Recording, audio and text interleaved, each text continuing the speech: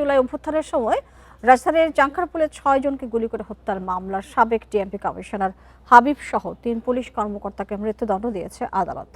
এছাড়া বাকি ৫ পুলিশ সদস্যকে দেওয়া হয়েছে ৩ থেকে ৬ বছরের বিভিন্ন মেয়াদের সাজা। তবে এই রায়ে অসন্তোষ জানিয়েছেন শহীদ পরিবার এবং চিফ প্রসিকিউটর। সব আসামির সর্বোচ্চ সাজা চেয়ে আপিল করবে রাষ্ট্রপক্ষ। শেখ হাসিনা সরকার পতনের দিনই ছাত্র জনতার ছিল মার্চ ফর ঢাকা কর্মসূচি। চতুর্দিক থেকে শহীদ মিনার এলাকায় জড়ো হচ্ছিল আন্দোলনকারীরা। ওই দিন সকাল থেকে দুপুর পর্যন্ত রাজধানীর চাঙ্খারপুলে নিরস্ত্র আন্দোলনকারীদের উপর নির্বিচারে গুলি চালায় পুলিশ। শহীদ হন আনাস, জুনায়েদ, ইয়াকুব, রাকিব সহ ৬ জন।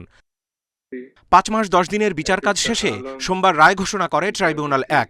মারণাস্ত্র ব্যবহার করে সাধারণ নাগরিকদের হত্যায় সবাই মানবতা বিরোধী অপরাধ করেছে বলে জানায় আদালত। আর সেই অপরাধ সংগঠনের ঊর্ধ্বতন নির্দেশদাতা হিসেবে তৎকালীন ডিএমপি কমিশনার হাবিবুর রহমান, যুগ্ম কমিশনার সুদীপ কুমার চক্রবর্তী, এডিসি আক্তারুলকে মৃত্যুদণ্ড এবং এসি ইমরুলকে ৬ বছর সাজা ও শাহবাগ থানার পরিদর্শক আরশাদকে ৪ বছরের কারাদণ্ড দেয়া হয়। আর ৩ কনস্টেবল ইমন, নাসিরুল ও সুজনকে দেয়া হয় ৩ বছর করে সাজা। তবে এই রায়ে ন্যায় বিচার হয়নি বলে ক্ষোভ প্রসিকিউশনের। এই বিষয়টা সেটেল হওয়া উচিত যে যখন এই লেভেলের কনস্টেবল লেভেলের যারা গুলি করবে, যারা সম্পৃক্ততা থাকবে, তাদের সাজাটা আসলে কী ধরনের হওয়া উচিত।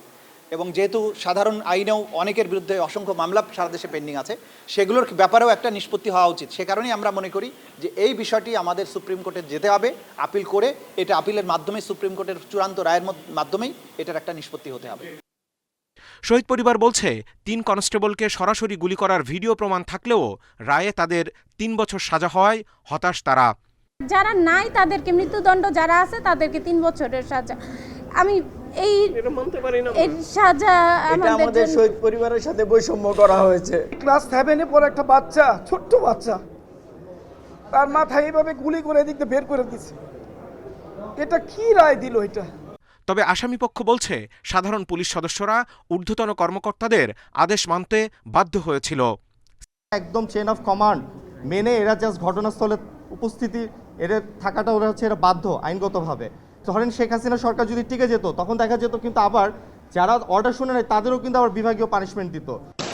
পূর্ণাঙ্গ রায় প্রকাশের ৩০ দিনের মধ্যে ৫ আসামির সাজা বাড়াতে আপিল করতে হবে রাষ্ট্রপক্ষের। আইন অনুযায়ী আপিল নিষ্পত্তি করতে হবে সেখান থেকে ৬০ দিনের মধ্যে।